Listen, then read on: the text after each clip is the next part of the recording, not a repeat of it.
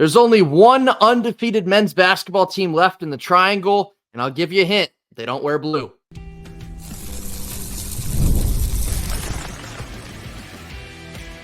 You are Locked On Wolfpack, your daily podcast on the NC State Wolfpack, part of the Locked On Podcast Network, your team every day.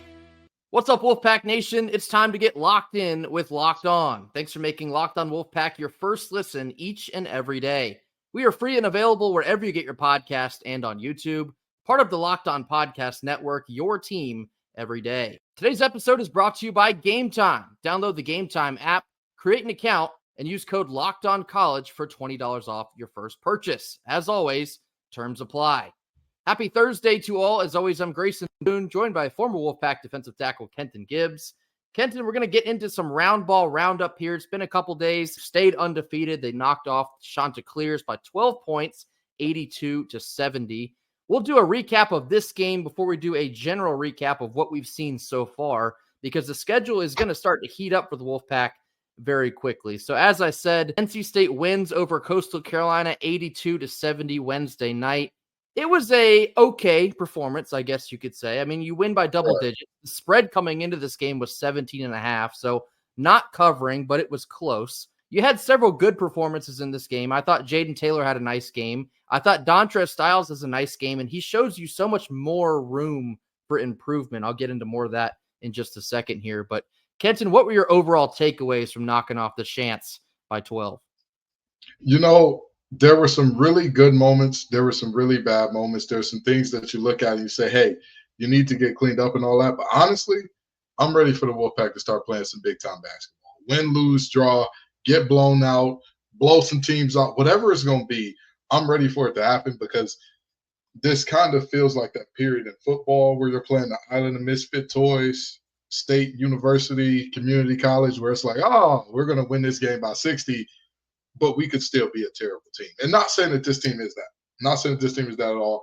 They've shown many good habits, many things you want to see, but there's also some concerning things that you're like, I'm not sure if that's going to play in conference play and whatnot, and when you're playing better teams. So I'm excited to see how it works out. Yeah, this game was a little bit of a wonky one. You know, Michael O'Connell only plays 2 minutes in the first half where he picks up 2 fouls, ultimately ends up sitting the rest of the entire first half. And as you quickly saw, and this is something we learned last year as well, whenever Michael O'Connell is not on the floor, things tend to feel out of sorts. The offense kind of stalls, their tires in the mud a little bit. We just look kind of discombobulated. And then the moment you do get him back on the floor, it's like a utopia. Picture on Twitter that circulates every so often. It's like, if this happened, then the world would be this. If Michael O'Connell's on the court, it feels like a utopia in a sense. Everything flows perfectly. There's so much movement. The ball control is nice. Everyone seems to be making the extra pass as well. Although he didn't do an extensive amount in this game, he had 5 points, 3 boards, and 2 assists. His presence cannot be overstated for this basketball team. Yeah, he's a guy that controls the pace. He's literally the guy who stirs the drink in terms of what this team is or is not. He just kind of makes sure everybody is moving along as they should, and make sure when he's on the court, guys just seem to take less bad shots. You know, guys just seem to throw up less of those, let me walk down into a 25-footer. You know, it just seems to happen a lot less when he's on the court, because, again, guys are just where they're supposed to be. But that's the other part of what I mean by, like, there's good times and there's bad times. It's good to see the way the ball moves and the way guys cutting this year has been exponentially better than we've seen in the past. Yes. I think nobody would disagree with that. My only problem with that is the vision to see those cutters doesn't always come in as much as I would like it to, especially with MOC off the floor. Talking about vision on the court, someone who has surprised me with their court vision has been true freshman Trey Parker. Now, he had 13-5 in this game. He's had a couple really solid games out of the gate. Coming into this season, we had kind of questions on how much we would see of Trey Parker, being that coming into the season, it was kind of anticipated that Paul McNeil would be the largest of the freshman contributors. In fact, it has been Trey Parker. He had 13-5 in this game. We knew about his athleticism because that is through the roof, but his court vision as kind of a point guard type of player, and he is a point guard in the truest sense, he's pretty good at facilitating, a lot further along than I expected that he would be. Yeah, he's at the level where I would say Darian Sebron was when he left. And that's not a knock on Darian Sebron. It's a credit to him, actually. It's saying Darian Sebron was a pretty good playmaker when he left, but I didn't want him being the primary point guard full time. Right. Same thing with Trey. I think he's a good playmaker. Do you want Trey being your primary point guard all of the time? No, but he's a good playmaker. And I think that that's more than you can say for most freshman wings. Like, you're not looking at those guys and saying, hey, I feel good about him making good decisions with the ball in terms of passing and vision regularly, which I do feel about Trey. I felt the same way about Darian when he was on his way out. I felt like, hey, I feel good with him making a decision. I just don't want our entire offense to be pick and roll, get downhill, make something happen, which it devolved into at a certain time. And one of the most interesting storylines in this game was that NC State did not hit a three-pointer. They're actually 0 for 10 from three-point land, but it really didn't seem to matter. I think they did a good job of taking what the defense gives you, and in this sense, it was attacking at the rim, getting at the lane, and also hitting your mid-range jumpers. So I thought Jaden Taylor did a really good job of this. He was our leading scorer, finished with 22. Jaden Taylor, although I have been skeptical about his shot making and sometimes his shot taking, what he is good at, getting into the lane and getting to the rim. I think you're going to see a whole lot more of that, maybe more this season than you did last season.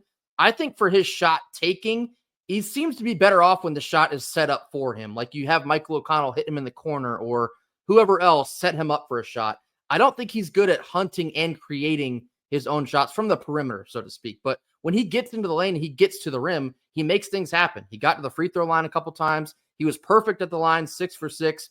I thought Jaden Taylor played a very good game. And although it doesn't really look like that all the time, in the stat sheet, it typically does not lie. So he had another good game. That was good to see. On the note of free throws, real quickly here, I had tweeted from the account that because our free throw shooting had been so poor and the pace early in this game against Coastal was so bad, there was a decent chance that NC State was going to shoot a ton of free throws on Wednesday night. They shot 35 of them, and they hit 28. That's 80%. It's incremental improvement. Now, I don't think it's going to stay that way based on what I've seen so far, but it has been so bad the first couple of games. I was pleased to see us at least clean that up a little bit. I think 80% is a damn good percent to hit from the line. I think if you could hit it 80% over the course of an entire season, you'd be one of the better free throw shooting teams in America in terms of college basketball, because, I mean, we've all seen college free throws and how that works out. It's a little tough at times. So, I do agree there were certain things that we saw that were problematic in the past cleaned up. For example, finishing around the rim was one of those things that we were like, man, if we could just get a couple of these tough finishes, we'd be cooking. In this game, there were many. There's no other way that you win without, hitting a single three. And so with that in mind, again, Grace and I are not knocking this team. We're not saying that they're terrible. We're not lifting this team up and saying that they're superstars and we expect to win every game. It's somewhere in the middle, most likely. And I'm interested to see exactly where between those two extremes we fall. Hopefully, it's closer to the undefeated side, but we'll see. Yeah, this team is pacing essentially exactly how I expected they would. I didn't really think that they'd come out looking like a Final Four team. Again, it's a new team. You got younger pieces. Even against the Cupcakes, I didn't really expect to blow them out, but they're looking about how I thought that they would. There's a couple things to work on. You do see some bright spots and a lot of room for improvement. So far, I've been, I guess I'll say pleased. I think they're doing fine. I don't think there's any major concerns quite yet, but I really don't think there's anything to punch your ticket to the Final Four yet either. So we'll see how they continue to progress, and that actually leads us directly into our next segment here. Our big picture takeaways from what we've seen so far, because the schedule, believe it or not, it's about to heat up quick, fast, and in a hurry for the Wolfpack. We'll touch more on this after a quick word from our sponsors. Our first Thursday sponsor is FanDuel. Tackle the NFL action this season with FanDuel, America's #1 sportsbook. Right now, new customers can bet just $5 and get $150 back in bonus bets if that first $5 bet wins. The FanDuel Sportsbook app gives you everything that you need to place live bets on the app all in one place. When you get a hunch in the middle of a game, you can check out the latest stats, view live play-by-play, and so much more on the very same page that you're placing all of your bets. Head on over to FanDuel.com in order to join today. Again, you'll get that $150 back in bonus bets if that first pesky $5 bet wins. That's FanDuel.com in order to join today. Never waste a hunch and make every moment more with FanDuel, the official sportsbook partner of the NFL. Middle portion of our Thursday show, continuing this conversation on men's basketball. Yes, they have played a couple cupcakes. Yes, they are 3-0 against these perceived cupcakes. But believe it or not, the schedule for NC State men's basketball, it's going to heat up as soon as Monday night. We play Colgate on Monday night, and no, it's not the toothpaste company. It is a legitimate college with a legitimate college basketball team. You might look at their record and say, well, they're 1-2. I've never heard of them before. How much of a threat could they conceivably be to the Wolfpack? Well, they went on the road to Syracuse and took Syracuse down to the final buzzer. They lost by 2, actually had a shot to win it before the player actually tripped over his own foot, and that ended the game. So I say all that to say the schedule is going to heat up very quickly for NC State. They have Colgate in the Lenny on Monday night. Then they will take on William & Mary later in the week. After that, they will fly all the way out to San Diego, Purdue in a Final Four rematch, and then they will play either BYU or Ole Miss. Following that game, you have Texas, a ranked team, coming to the Lenny in early December, and then ACC play is not too far after that. Not to mention, you also have to go out to Kansas and play in the Fog. So we're kind of accustomed to maybe a handful or so of these cupcake games early in the season. Feels like we don't really play anyone until like mid to late December. This year's not quite the case. You have a couple really good games here at the end of this month, which is literally just 2 weeks away. We're going to get into what we've seen so far and maybe some red flags that may or may not raise, Kenton. What are some of the big picture concerns you've seen from the first 3 games? I mean, one of the concerns, which is always, it's not a glitch, it's a feature of Keatts in his system. I need better rim protection. I need our bigs to step up more in terms of being shot blockers, because let's be honest, Kansas will lose as many games as Hunter Dickinson allows them to. That man, when he decides to stand outside at the three-point line, I know that opposing head coaches are thanking their lucky stars. I know they're saying, Granny, thank you for sending up that timber for me, because I needed that man to stay away from the rim. But in all seriousness, we're seeing teams with multiple good scoring bigs coming our way pretty soon here. And so we're going to need, and not just good scoring bigs, guards who can slash and finish at a high clip. So we're going to need some rim protection at a higher level than what I've seen thus far this season. Not to say it's been terrible, but just to say it is a Keatts coach team, and that's part of the deal. I think kind of very similar to rim protection. For me, rebounding tops my list. When you even look as early as just last night when we took on Coastal Carolina, they out-rebounded us. Every now and then, that doesn't really tell you the full-scale story of the game, but should we be getting out-rebounded by Coastal Carolina? I personally don't feel like we should. And so this was a concern I had coming into the season when you lose a guy like Mo Diarra or even just a big body like DJ Burns, who not necessarily always gets the rebound, but he can move guys out of the way so your players can still get it. Rebounding for me is going to have to be a group effort. We knew it coming into the season, and I'm going to reinforce it again now. I think Brandon Huntley-Hatfield, he's had a good start to the season. He hasn't really been as physical as I thought that he may be coming into this season. And so far, that's fine. Again, it's early, and I get it. We've only played 3 games, but I was expecting him to look like a double-double machine. Hasn't quite looked like it quite yet, and perhaps that he will here sooner than later, but he's currently only averaging 4.3 boards a game. In fact, the rebounding leader on the team is Dontrez Styles. He's only 6'6". Who's also our blocks leader.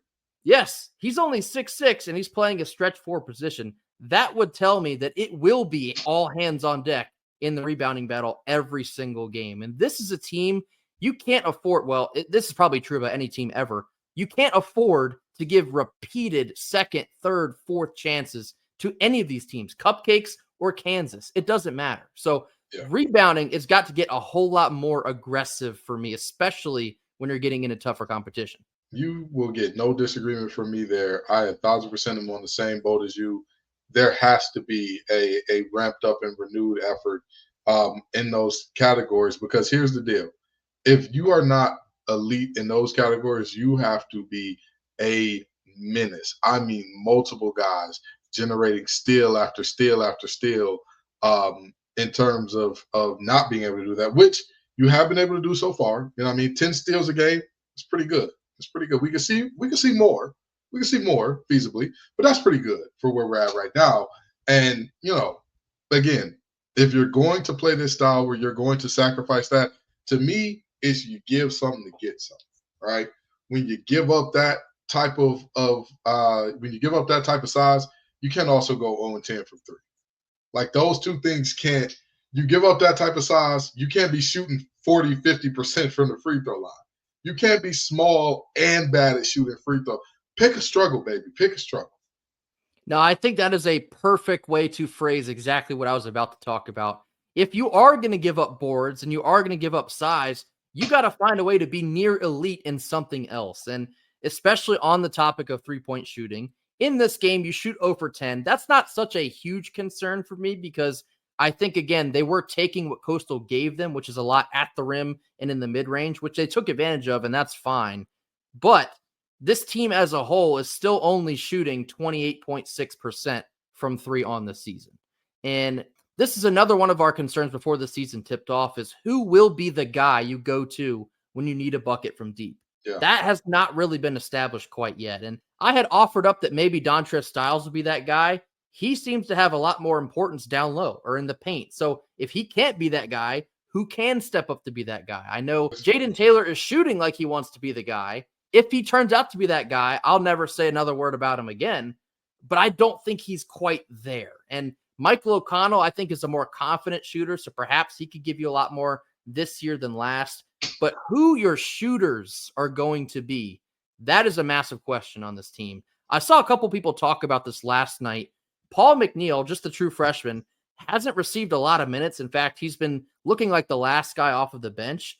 A lot of people thought that if we needed a shooter, and just in the purest sense, a shooter, perhaps he would be that guy. If he's not getting a whole lot of minutes early in the season, I don't know if he's going to be that guy as the season goes on. I'll tell you this. What I'm looking at from all of what I'm seeing from this team, when you talk about who's going to be your guy in terms of three-point shooting, it's I don't want to ask that question. And when I say I don't want to ask that question, again, if you're a small team, I don't want to ask who's your shooter. I want to say we've got multiple guys. Throw an S on that thing, yeah. You got a undersized squad, but I'll tell you what, that NC State team gonna bomb you out the building. Again, when we look at NBA teams that have gone with this small ball type of thing, right? When we saw that from D'Antoni and the Rockets, everybody on the floor could shoot. There were 5 guys on the floor to shoot. And granted, of course, I'm talking about the difference between NBA and college. So there's a whole different thing there. But I'm not saying we need a James Harden. I'm saying we need a bunch of guys out there that could feasibly say, you know what, you leave him open, he'll give you about 35%. He'll give you about 35, maybe 40%. You know what I mean? Like on a consistent basis. And I'm just saying left open. I'm not talking about like, hey, these guys need to be hitting contested I'm not saying overall they need to be shooting 35%. I'm saying when they are left open, because again, if you are going small, there's no need to have, the idea is we are going to have guys who can penetrate. And when you collapse, we'll have somebody kick it out to that can hit. You can't be small and not. You can't be small and not have multiple guys who are like, oh, he's self-check out there. You're 6'5". What do you mean you're self-check? Brother, are you playing the wrong sport? Do we need to get you some shoulder pads? What's going on here? Like, that's just my. Pick a struggle, as Kenton says. I think that's literally like the perfect way to phrase this. If you're not going to clean up on the glass, you better be able to clean up in something else, whether it is at the charity stripe or from beyond the perimeter. You have to find a way to be elite to make up for lack of size at times on the court. So I think those are a couple things to keep your eye on as the competition stiffens. Of course, we're not quite there yet, but here at the end of the month, we're going to be facing the big boys, and we're going to find out real quickly if NC State is ready or not. Coming up next, we're going to round out our Thursday show looking at a quarterback list put together by Tom Luganbill. Had a lot of love for CJ Bailey last week, not so much this week. We'll talk about this more after a quick word from our sponsors. Our second Thursday sponsor is Gametime. Gametime has a new feature called Gametime Picks, and it makes getting tickets for your favorite live events easier than ever before. Gametime Picks filters out the fluff to show you only incredible deals on great seats, and you don't have to waste time searching through thousands of tickets. The curation of Gametime Picks makes it easier to save more on sports, concerts, comedy, theater, you name it, they got it. Toggling the all-in pricing feature on the app will show your total upfront, so you receive 0 surprises at checkout.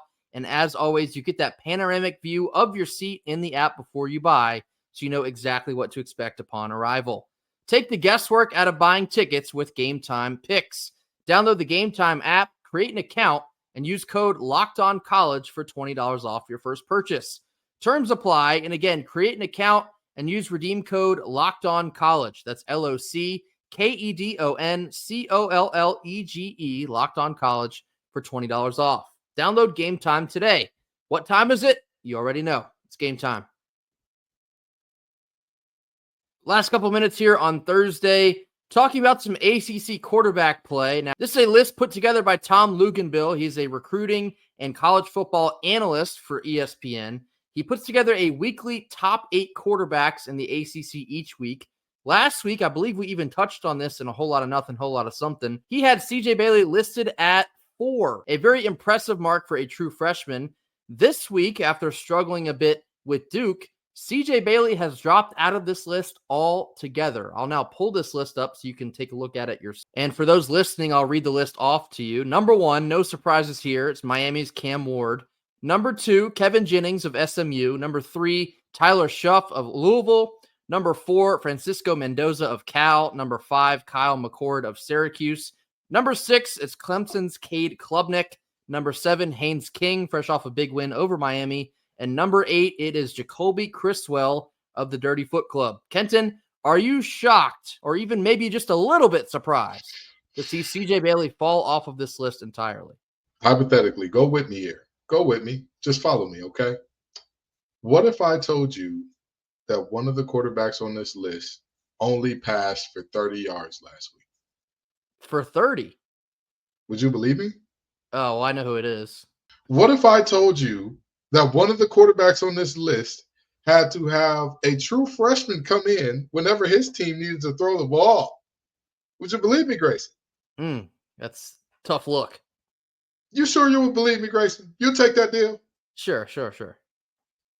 So, according to Tom Luginbill, one of the best 8 guys, it's so interesting how the metrics for what a quarterback is changes, you know? Because I remember not too long ago, way back in my day, as the elders would say, I remember when quarterbacks had to be quarterbacky, right? You remember that, Grayson? I do. And now apparently running the ball for 100 yards while only attempting 6 passes and having to have another guy come in and throw the ball because you're injured puts you in rarefied air. Ladies and gentlemen, for those of you who don't know, that is number 7, Haynes King on this list, who I believe it was Aaron Philo who had to come in and throw the ball for the Georgia Tech Yellow Jackets. And that's no disrespect to Haynes because that team won. They did what they were supposed to do. He got himself in position, got his team in position to win. He gutted out a hell of a win. To think that your arm was too hurt to throw and you ran the ball instead, hey, my arm's too hurt to do the thing that like I need to do. So I'm going to do the thing that's even more painful or puts me at risk of guys my size falling on me. You know, that's impressive. Much love to Haynes King. Much respect to him. I just think it's interesting. Kyle McCord, a guy with a 5 interception game. That's the guy. Okay. All right. Grayson, I don't know how the metrics change. I don't know. You know, it used to be don't turn the ball over. It used to be quarterbacky. I don't know what's going on anymore. All I know is CJ's not on the list. You know, I also think it's interesting that Francisco Mendoza of Cal is at the 4 spot. If you look up the statistics between Mendoza and CJ Bailey, they are nearly identical. The only real difference is that Mendoza has about 700 more passing yards. But due to the fact that CJ Bailey did not start the year and, in fact, was kind of thrown in and out of the lineup, that would then account for that difference. Touchdowns, they both have 12 of those. Now, CJ Bailey only has 1 more interception than Mendoza does. The quarterback rating is nearly the same. They're both in the 144 range. How does CJ Bailey drop completely out of this rotation when he was number 4 last week? And Francisco Mendoza, who has essentially the exact same stat line, now sits at number 4. To me, this seems more of a did your team win list. That is basically what we're looking at. Did your team win? The quarterback of that team, I will then include them in my top 8. And to your point about Haynes King, he could barely play against Miami. Now, it was a great win for Georgia Tech. Haynes King is dynamic in a sense where he can absolutely beat you with his legs. But when you're looking at your top 8 quarterbacks, I don't know how you put Haynes King in this list. CJ Bailey, yes, he didn't have a great game against Duke, but he's a true freshman. He's learning, and he has far surpassed the expectations that he's had placed on him this season. I'm not going to get on here and cry about a top 8 list because ultimately it doesn't matter, but I do think it was wild that CJ Bailey completely slid out of that when the kid's having a really solid year. Yeah, I couldn't agree more. And I saw a complete disaster class coming against Duke, and it wasn't that. Was it a banner game? No. Was it a good game even? I'd say no. But it wasn't a game that you look at and you're just like, sell the CJ Bailey stock. You know, if you're on Wall Street, everybody's calling, sell it now. Sell all the CJ you got. I don't think that's the case. Perhaps this can be looked at as fuel to the fire for CJ Bailey. Of course, you're going to have to play against maybe Haynes King or maybe half of Haynes King here at the end of next week. Actually, not the end, the middle of next week. It's a Thursday night game. Hopefully, CJ Bailey can continue to build on this freshman season and maybe raise his stock in the eyes of one Tom Luganbill. That'll do it for us here on Thursday. Be sure to hit that like button. Drop your comments in the comment box. Tell us what you've seen out of NC State basketball through the first 3 games of the season. Just cupcakes, but there's a lot to take from, both good and bad. Let us know what concerns you the most about NC State basketball as the schedule starts to heat up here very soon in the coming weeks. And let us know what you think about CJ Bailey and his overall performance as a true freshman so far this season. Mash that subscribe button if you have not already. We'll see you all back here on Friday for more. And until then, go Pack. Go Pack.